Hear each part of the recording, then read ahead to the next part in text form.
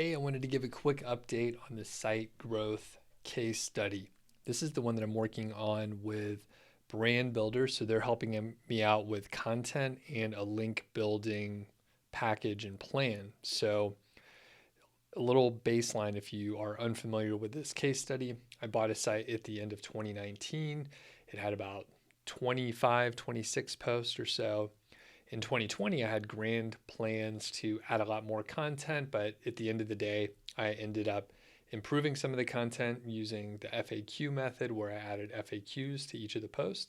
And then I added about 8 new posts, giving a total of about 34. I think it's 34. I think that's the right math. And the good part is traffic and earnings grew by roughly like 60% or so. The bad part is I didn't do as much on the site as I wanted to. I've partnered with Brand Builder, so they're helping me out this year. At the point where they started, I had roughly about 60,000 words of content. And the first month, the plan was to add about 57,000 words of content, roughly doubling the content. So the results have been pretty good. I just have a little preliminary data. So I'm going to share some of the results with that. And then I'm going to tell you a little bit about the content that I received. And I actually wanted some tweaks on the content. So I won't show you the site's confidential and I don't have plans to share it, but I'll give you some tips on working with a content company or any kind of service out there. Now let's have a quick look at some results so you can get an idea just in a preliminary sense what is going on. So we're looking here at the Search Console, and I just took a couple screenshots here. And basically, this is the data for the last 3 months. So this spans back to the very end of December. So basically the beginning of the year. And we can see that it looks like there's a bit of a trend for more impressions and more traffic. Now, it's key to note the content that I published was roughly at the very end of January. So roughly at the end of January, around this point in time. And it looks like kind of more traffic here and more impressions. But what I like to do is kind of remove some of the seasonality that may be present in various niches, and I'll compare year over year. So you could actually go and change this area here and compare it the last 3 months to the last 3 months of the previous year.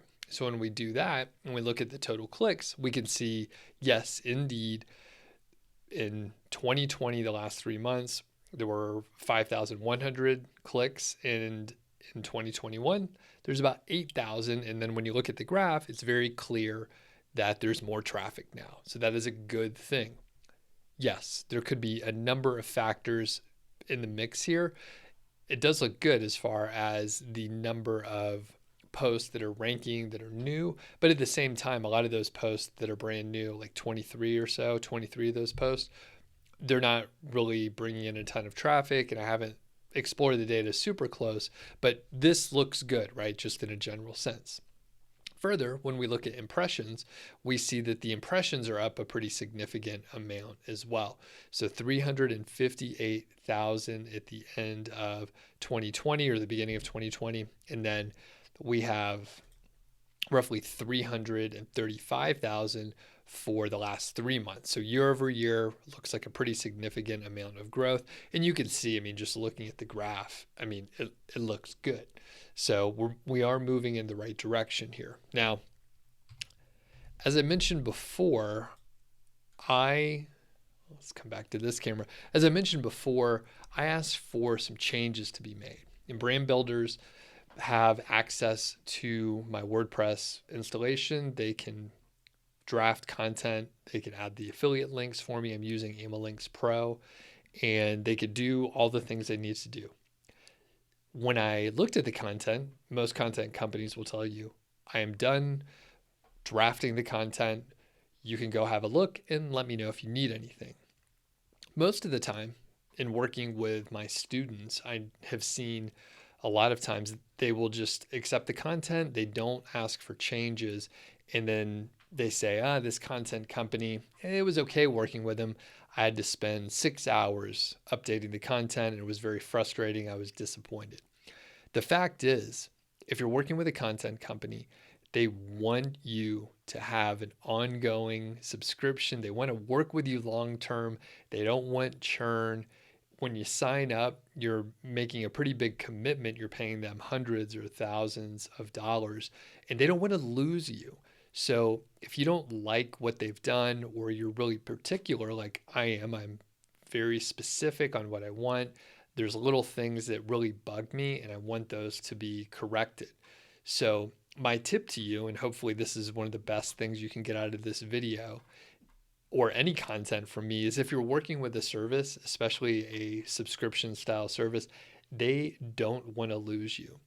What you should do is tell them what you want. So sometimes it's hard to explain exactly what you're looking for. Sometimes maybe a company doesn't want your template and they want to use their template. You're going to have to negotiate with them on that. I can't make them use that template, but you could highly encourage them to. Once you do get the content and there's things you want changed, tell them what you want changed, and most likely they're going to go in and fix it. You won't have to do it. Additionally, they will do that moving forward. Again, they don't want to lose you. They don't want churn. They want to have regular customers that show up every month and pay them, and they deliver the service. So here are a few of the issues that I had. Number one, and I'll be unfortunately kind of harsh in a couple of these. So for example, one of the biggest issues I had was there were definitions in the content that shouldn't have been there, and very long intros. A lot of times the definitions were in the introduction. So let's say someone Googles something like best lens for vlogging, and then there are 3 or 4 paragraphs about why someone would want a lens for vlogging. And maybe there's a definition of a lens in there. Maybe there's a definition of vlogging as well. If someone has Googled best lens for vlogging, they probably know the definition of both of the words that they've used in their query. So you don't need to define it. So overall, long intros can really be a deterrent for someone continuing to read, because if someone's defining something super basic, it doesn't make sense. If you have an advanced query, a keyword golden ratio type term, something long tail, and you are defining some of the most basic pieces when it's an advanced query, it just doesn't make sense. So that's one of my biggest gripes, and I see that with content companies. I told brand builders, and they took that out. So no big deal. They fixed it. They understood the issue. A couple other issues, a lot more minor. So number one, or I guess number two, if we're actually numbering, is subheadings and a hierarchy that didn't make sense. So I was seeing an H2 subheading and the rest were H3 subheadings. It didn't make sense when you looked at the table of contents. There was just one heading or no hierarchy that made sense. So I asked them to put the subheadings in a logical formatting so the hierarchy made sense, and basically it's just an outline. So they needed to fix that up and make sure there was some logic to the subheadings. Another thing was very long subheadings that were product names. What you'll see on Amazon, especially these days, is keyword stuffing for the product title. So you end up with a very long title that might be as long as a sentence, and it doesn't make sense to have a very long subheading, especially when it's just a keyword stuffed jumble of nonsense. What you would want to see is the actual product name, maybe the manufacturer, and then the model name. It's a little more concise and it makes sense. Those were really the main things. So long intros, definitions for basic things that shouldn't be in there, and some of the subheadings were a little bit off. Otherwise, it was in pretty good shape. Again, all I did was let my account manager know, hey, I'm not super happy with a couple pieces here. Can you please make these updates? It took him a couple days to make the updates. I checked it out again. They listened to what I said, and everything was good to go. So thanks to Brand Builders for working with me on this case study. There are a few blog posts associated with it, so you can follow the links in the description here. And if you have any questions, just let me know in the comments.